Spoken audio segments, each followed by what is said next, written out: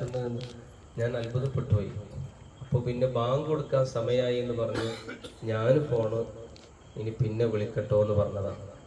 3/4 മണിക്കൂർ നേരം അതിൽ എൻ്റെ സ്വന്തം കാര്യങ്ങളുണ്ട്. ഞാൻ ജോലി ചെയ്യുന്ന മഹലിനെ കുറിച്ച് പറഞ്ഞിട്ടുണ്ട്, അവന് ജോലി ചെയ്യുന്ന സി കെ നഗറിനെ കുറിച്ച്, ഇവിടെ മേൽമുറിയെ കുറിച്ച്, കുടുംബത്തെക്കുറിച്ച്, ഞങ്ങളെ ഗൂഡല്ലൂരിൽ ഒരു സ്ഥാപനം ഉണ്ടാക്കുന്നുണ്ട് അതിനെക്കുറിച്ച്, ഞങ്ങൾ പെങ്ങന്മാരെ 2 മക്കള് വിവാഹപ്രായം, അക്കാര്യങ്ങൾ, കല്യാണ കാര്യങ്ങൾ തുടങ്ങി ഈ 3/4 മണിക്കൂർ നേരം സംസാരത്തിൽ എല്ലാം ഉൾക്കൊണ്ടിട്ടുണ്ട്.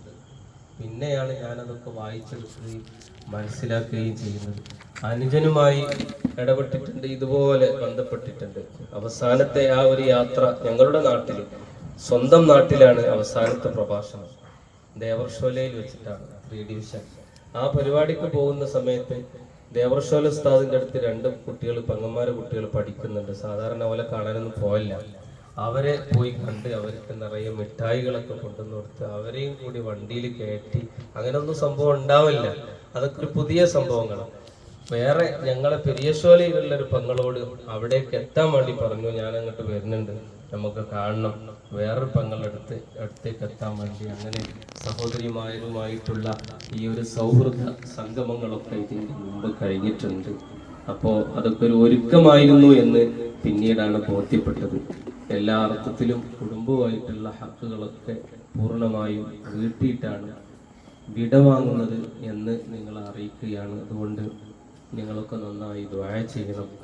നടത്തിയ നസീഹത്തുകളും ഇടപെടലുകളൊക്കെ ആഖിറത്തിലേക്ക്, ഖബർ ജീവിതത്തിൽ സന്തോഷത്തോടെ അനുഭവിക്കാൻ നിങ്ങളൊക്കെ ഇനിയും നന്നായി ദുആ ചെയ്യണം. അള്ളാഹു എല്ലാം ഖബൂൽ ചെയ്യട്ടെ. ശനിയാഴ്ച നടക്കുന്ന പരിപാടിയിൽ ഇനി നാളെയും മറ്റന്നാളൊക്കെ ഞങ്ങൾ ഇവിടെ ഉണ്ടാവും. നമ്മൾ വരുന്നതിന് ബുദ്ധിമുട്ടൊന്നുമില്ല.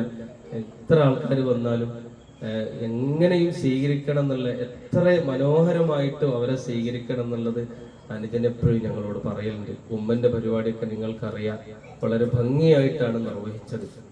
അതിൽ മുഖ്യ പങ്ക് വഹിച്ചത് ഉമ്മന്റെ ചികിത്സക്കും, ഉമ്മയെ ഹോസ്പിറ്റലിൽ കൊണ്ടുപോകുന്നതിനും, ഉമ്മയെ പരിചരിക്കുന്നതിനും വേറെ ആരോടും ഇടപെടുന്നില്ല. പൈസ എടുത്തിട്ട് അത് ചെയ്യും. ഇതാണ് അനുജന്റെ സ്വഭാവം.